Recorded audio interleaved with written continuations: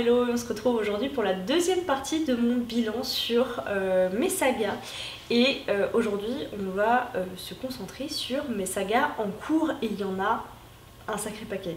Vraiment, ça m'a pris un peu de temps de faire ça parce que du coup je suis partie de la dernière vidéo que je vous ai faite sur le sujet qui répertoriait un certain nombre déjà de sagas en cours.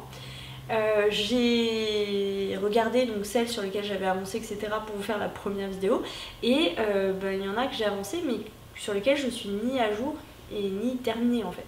Je suis allée voir sur mon livre addict où il y a une section spécifique aux sagas qui se met un peu à jour automatiquement mais pas vraiment automatiquement, enfin c'est un peu mal fichu et du coup j'ai fait un tour dessus, je me suis rendu compte qu'il y en avait plein que j'avais en cours. Et en fait pour moi c'était soit pas des sagas, soit je les avais oubliés, soit je savais pas que ça avait avancé, etc. etc. Et donc je les ai notés aussi. On va pouvoir commencer tout de suite. Les piliers de la Terre, j'ai bien avancé dans la saga de Kingsbridge. Quand je dis les piliers de la Terre, c'est la saga de Kingsbridge. Donc depuis la dernière vidéo, on a écouté le tome 3, dont j'ai complètement oublié le titre, Une colonne de feu. Et le préquel, le crépuscule et l'aube.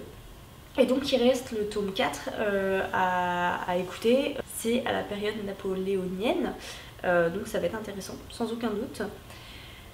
J'ai avancé dans le passeur de Lois Lowry, par rapport à la dernière fois je n'ai lu qu'un des deux tomes qu'il me restait, mais ça avance petit à petit.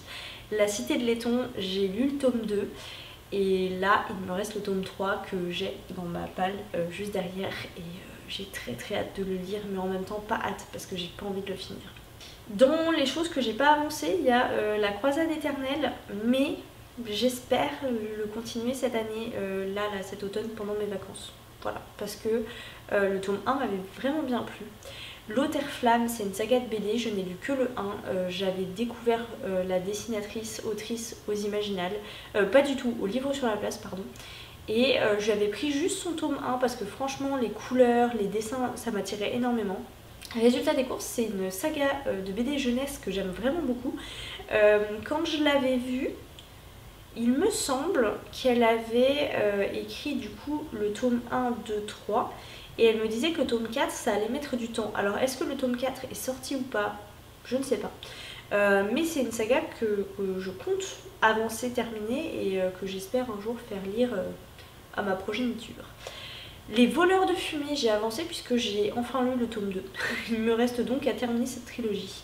Black Sad, j'ai avancé mais là je vous avoue je sais pas trop combien il y en a au total, il y en a peut-être 7 ou 8, j'ai lu le tome 5. Voilà, c'est toujours une histoire, enfin c'est des enquêtes sympas, dans un univers anthropomorphisme, moi j'aime bien. Le Grand Mort et la quête de l'oiseau du temps avant la quête, j'ai pas du tout avancé, pourtant vous savez combien j'aime Loisel, mais j'ai pas du tout avancé. Le cycle de Sif, je crois que depuis la dernière vidéo, j'ai lu, enfin écouté le tome 2. Et là, j'attends désespérément que le tome 3 sorte en audio. Mais j'ai bien l'impression que ça n'arrivera pas. Donc il va falloir que je me débrouille pour lire mon e-book, le tome 3 et le tome 4, puisqu'en fait, depuis que j'attends le tome 3, le tome 4 est sorti. Et pour pas vous mentir, c'est une lecture e-book du coup qui me fait très peur parce que je sais que ça va être un pavé monstrueux. J'ai absolument pas avancé dans les Dames du Lac que j'ai laissé dans les sagas. Enfin, alors cette saga là, je vous avoue, elle migre pas mal entre abandonnée ou en cours. Parfois ça me tente et j'ai envie de me lancer, surtout que je crois que j'ai les 2 derniers tomes de la trilogie là, je les ai. Donc ce serait bien que je les lise, j'en ai au moins un. Mémoire d'un quartier, j'ai avancé et bien avancé depuis la dernière vidéo, j'ai passé le blocage puisque là cet été, est-ce que j'ai lu les 2 cet été? Je crois que oui, grâce au Sweetie Gourmet Challenge encore une fois. J'ai lu le tome 2 et le tome 3, alors il me reste toujours le tome 4 dans ma palle et il faut que je me procure les tomes 5 et 6. Mais c'est une saga que je vais continuer avec beaucoup de plaisir. Les Casalets, à l'époque où j'ai fait la dernière vidéo, j'avais juste lu le tome 1. Et là c'est pareil, cet été j'ai enchaîné, alors j'ai repris ma lecture du tome 2 qui était en pause depuis un petit moment. Donc j'ai enchaîné fin du tome 2 et le tome 3 complet et j'ai très envie de lire la suite. Surtout que ça y est, on est dans la période après-guerre, donc ce sera peut-être un peu plus joyeux et un peu plus libérateur pour les femmes. Je n'ai absolument pas avancé dans le Grishaverse, puisque j'ai toujours Kings of Scars à lire. L'Éden des sorcières, il me semble que depuis la dernière vidéo, j'ai lu le tome 4. L'enfant et le maudit, c'est une saga dont je vous ai parlé, que j'avais repris je crois, que j'ai lu le tome 2 et 3, mais j'ai pas avancé plus que ça. Et ensuite il y a quelques sagas que j'ai commencé, Arcane de Pierre Bordage, j'ai lu le tome 1. Alors, il a plein de défauts de mémoire, ça m'a plu mais pas incroyable non plus, mais comme c'est une duologie, j'aimerais bien lire le deuxième tome. Vous voyez, c'est un peu la maladie de la saga commencée qu'on a envie de finir pour avoir le fin mot de l'histoire, mais en même temps, si je l'abandonnais, ce serait pas trop grave non plus. Donc c'est très clairement pas une priorité. Par contre, dans les sagas, alors pas priorité, mais que j'ai vraiment beaucoup aimé et il faut absolument que je lise la suite, c'est La Voix des Oracles de Manon, non pas du tout de Manon Faragedon, c'est La Voix des Oracles de Estelle Faye. J'ai adoré le premier tome. J'ai adoré cet univers de la Gaule en fait. Il faut que je lise les 2 autres tomes. J'ai commencé aussi la saga Queen of Hearts de Colleen, je ne sais plus. Donc vous l'aurez deviné, c'est une réécriture autour de la reine de cœur dans Alice au Pays des Merveilles. Je crois que j'avais terminé en me disant que j'aimerais bien lire la suite. Mais c'est pareil, je suis pas non plus archi convaincue de vouloir la lire. Donc je ne sais pas. J'ai terminé le tome, il me semble, le tome 2 et 3, ou peut-être juste le tome 3 de la saga Red Queen de Victoria Aveyard. Franchement ça a été très dur parce que j'avais aucun souvenir du tome 2, que j'avais lu très longtemps avant. Il me semble que à date il y a 5 tomes, donc en fait il m'en reste encore 2 à lire. J'ai commencé la BD Dérangée, j'ai lu le tome 1, le tome 2 est déjà sorti, il faudrait que je le lise parce que j'ai bien aimé les dessins. Tous les messages, je crois que je vous ai fait une vidéo à ce sujet, tous les messages sont pas forcément pour moi les bons ou bien tournés, mais j'ai bien aimé le personnage et j'ai envie de savoir où va nous mener cette petite vie. Maintenant voilà, c'est pareil, ça fait pas partie de mes priorités. J'ai lu Elle également en BD. Le tome 1 seulement, je crois que c'est une trilogie. Tome 2, tome 3, j'avais beaucoup aimé le principe, mais j'ai pas lu la suite. J'ai avancé dans Bug enfin, j'ai lu le tome 2, je crois de mémoire qu'il en a 4. Le jour où, écoutez, c'est une saga qui a basculé de à jour à en cours, puisque le tome 8 vient de paraître. Là la question c'est est-ce que je le lirai ou pas. Je vous avoue qu'il y a quelque chose qui m'a gênée dans le résumé de cette série, qui m'a... Je trouve qu'on part sur des trucs pas très sains si vous voulez mon avis. C'était déjà un petit peu le cas avec le tome précédent, avec vraiment ces histoires autour des blessures de l'enfance, le fait de parler à son moi enfant, etc. Il y avait quelque chose là-dedans, moi, qui m'allait pas trop. La relation avec les parents aussi, enfin voilà, j'étais pas... quelque chose qui m'allait pas. Et là, le tome 8, je crois que ça traite de la dépression, mais je suis pas trop sûre. Et du résumé, je suis pas sûre. Voilà. Un palais d'épines et de roses, et je me suis enfin lancée. J'ai écouté le tome 2 parce que je l'ai pas lu. Vous savez, c'est une saga que j'avais commencé en anglais. J'avais lu le tome 1 en anglais et j'avais acheté ici le tome 2 et 3 en anglais aussi. Finalement, pour le faire sortir de ma palle, j'ai écouté le tome 2. Et ça part très clairement sur de la romantaisie. Terme qui n'existait pas à l'époque où c'est sorti. C'est pas forcément ce que je recherche dans mes lectures. Alors, de temps en temps, je dis pas pourquoi pas. Mais là, faut y aller en étant préparé et en voulant ça en fait. C'est-à-dire en voulant très clairement une histoire qui, en termes d'enjeux politiques, en termes de world building, n'a vraiment pas grand-chose. Et en fait, où tout est prétexte à la romance. Voilà, il faut juste le savoir. Je suis en train de lire Fourth Wing et pour l'instant, ça prend le même chemin. Mais encore plus érotique. C'est presque un roman érotique, on va pas se mentir. Donc, est-ce que je lirai le tome 3? Est-ce que je l'écouterai? Parce que je le lirai pas, c'est sûr. Bah écoutez, si un jour j'ai envie de vraiment pas me prendre la tête et d'avoir de descriptions de mecs à moitié à poil, why not? Mais sinon, c'est pas dans mes priorités quoi. Mais je l'ai laissé en cours parce qu'on sait jamais. Dans les sagas que j'ai commencé Palace de Marine Carteron. Je l'ai lu récemment, donc je vous en ai déjà parlé récemment. Je l'ai mis en cours parce qu'il me reste 2 tomes à lire, que ça se lit vite et que c'est très sympa. Donc je vais pas le mettre ailleurs. Hein.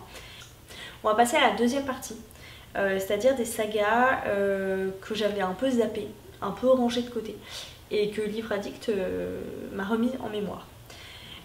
Dans mes objectifs de saga de lecture long terme, vous le savez, il y a les Rougon-Macquart. Alors, c'est pas un petit morceau parce que très clairement, je sais plus combien il y en a, 30, 36. Et à ce stade, j'en ai lu qu'un et je l'ai lu il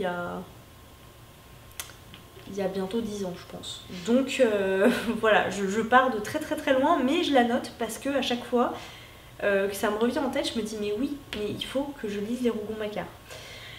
Ensuite, la liste de mes envies de Grégoire Delacour, je crois, puisque le tome 2 vient de paraître. Vous savez, c'est très clairement ce genre de roman qu'on se dit, le tome 1 m'a beaucoup plu, il faudrait que je lise le tome 2, en plus je sais que ça va se lire super vite. Donc en fait c'est une saga que je pourrais mettre dans les à jour très très rapidement, je veux dire que là si demain je décide de le lire, il est dans les à jour demain soir quoi. Il y a Whistle Stop Café avec beignets de tomates vertes, a priori il y a un deuxième tome qui suit cette fois je crois l'histoire du garçon de Ruth dans le premier tome. Je l'ai mis là pour pas l'oublier, mais franchement, est-ce que j'ai envie de lire ce tome-là alors que, paraît-il, il est moins bon que le premier et qu'il apporte pas forcément grand-chose? Je suis pas sûre, mais il est là. La guerre des cendres. Alors Cendres, c'est une saga qui est dans les à jour ou terminée depuis longtemps, c'est pour ça qu'elle est pas, je vous en ai pas parlé dans ma vidéo précédente, de Isler. Est-ce que oui ou non il y aura une suite? Franchement, vu la fin du 6e tome, je l'espère, mais ça fait tellement longtemps que rien n'est moins sûr. En revanche, il y a plusieurs sagas parallèles, donc Maxime et Constance notamment, qui est celle que j'ai en cours, donc La guerre des cendres. Je crois que j'ai lu un des tomes sur 3, et il y en a une deuxième, il y a une deuxième trilogie, je crois. J'aime beaucoup les dessins, j'aime beaucoup l'aspect saga familiale, drame, donc voilà, c'est beaucoup de points positifs. Après c'est de la BD, comme toujours la BD, c'est des... comment dire, il y a un aspect très collectionneur je trouve à la BD, encore plus qu'au livre, puisque c'est des pièces qui coûtent cher. Enfin remarquez, les livres maintenant ça coûte très cher aussi, mais ça coûte cher, ça prend beaucoup plus de place, c'est plus lourd, c'est... voilà. Est-ce que je continuerai ou pas? Je pense que oui. La saga suivante, c'est typiquement une des sagas dont j'ignorais qu'il s'agissait d'une saga. C'est la saga Le conflit entre l'Orient et l'Occident de Yasmina Khadra. Je n'ai lu que le premier tome, qui est Les Hirondelles de Kaboul. C'est un roman qui m'a énormément marqué. Je pense que je l'ai lu peut-être un peu jeune, pour tout vous dire. Je vais vous lire le résumé. Franchement, ça fait partie des livres qui sont super importants à lire, je trouve. Dans les ruines brûlantes de la cité millénaire de Kaboul, la mort rôde, un turban noir autour du crâne. Ici, une lapidation de femme, là, un stade rempli pour des exécutions publiques. Les talibans veillent. La joie et le rire sont devenus suspects. Atik, le courageux moudjahid reconverti en geôlier, traîne sa peine. Toute fierté l'a quitté. Le goût de vivre a également abandonné Mohsen, qui rêvait de modernité. Son épouse, Zunera, avocate plus belle que le ciel, est désormais condamnée à l'obscurité grillagée du Tchadri. Alors Kaboul, que la folie guette, n'a plus d'autres histoires à offrir que des tragédies. Quel espoir est-il permis? Le printemps des hirondelles semble bien loin encore. C'est un roman qui date, hein. A priori il est sorti pour la première fois en 2002. Donc ça va faire... plus de 20 ans. Je connaissais peu, voire pas du tout les conflits du Moyen-Orient, ou alors en tout cas avec mon regard extrêmement occidental. Et je trouve que ça apporte un regard local, tout simplement. Donc franchement, si c'est des sujets qui vous intéressent et qui sont vraiment d'actualité, je vous recommande de lire ce roman. Et alors pour les autres, c'est classé dans la même saga, mais en soi ça peut être lu complètement indépendamment, je pense. La saga suivante, c'est Rosen. Je vous avoue qu'à chaque fois que je repense à cette saga, j'hésite. Est-ce que je lis la suite? Est-ce que je lis pas la suite? Parce que c'est une saga avec des djinns. Et paraît-il que le tome 2 est meilleur que le tome 1. Alors après, il y a beaucoup de sagas pour lesquelles on dit ça. Et j'ai souvent été déçue, donc je ne sais pas. Une braise sous la cendre, je me le traîne. J'ai lu le tome 1, le tome 2, j'ai été complètement bloquée par la couve du tome 3, j'ai l'impression de vous dire ça à chaque fois. Il me semble que le tome 4 n'a pas et ne sera pas traduit. Donc, est-ce que je la finirai un jour? Je ne sais pas, mais je la garde là parce que j'avais vraiment bien aimé. Adamsberg, donc de Fred Vargas, si je ne me trompe pas, c'est toute la saga qui va suivre le policier Adamsberg au travers de ses différentes enquêtes. Alors moi j'aime vraiment beaucoup les policiers, même si j'en lis très peu, et en particulier les policiers, enfin les séries policières au sens où on suit un même enquêteur. J'avais adoré les Maigret par exemple, que j'ai très envie de relire. J'aime beaucoup les Sherlock Holmes, même si ça fonctionne pas tout à fait comme ça. Et Adamsberg, je n'ai lu que Part vite et revient tard, je crois. Ah, quoique. Non, L'homme au cercle bleu, parce qu'il me semble que c'est le premier. Et Part vite et revient tard, j'ai vu l'adaptation. C'est très particulier, Fred Vargas. Donc, est-ce que je lirai la suite ou pas? Je ne sais pas. En revanche, celui dont j'ai très envie de lire la suite, et je vous en ai parlé récemment en plus, c'est L'île des âmes de Pier Giorgio Pulixi. Il me semble que là aussi c'est une trilogie, je suis pas sûre. Dans les vieilles sagas que je me traîne depuis mon adolescence, que j'ai toujours pas terminé, et qu'il faudrait que j'avance, c'est The Lux. Franchement, je crois qu'il me reste 2 tomes à lire, que j'ai d'ailleurs avec moi. Ça, faut que je me mette un sacré coup de pied au derrière pour y aller, parce que ça correspond vraiment plus à ce que je lis, mais je sais que c'est un peu le truc, un peu plaisir coupable, vous savez. Ça me fait un peu penser à Gossip Girl, mais au 18e, au 19e siècle peut-être. Donc voilà, à faire. La saga, enfin c'est une duologie je crois, de Chez, de Estelle Faye. J'en ai lu qu'un seul des deux, et d'ailleurs je l'ai pas lu dans le bon ordre. Donc voilà, je l'ai noté. Est-ce que je lirai ou pas? Je ne sais pas.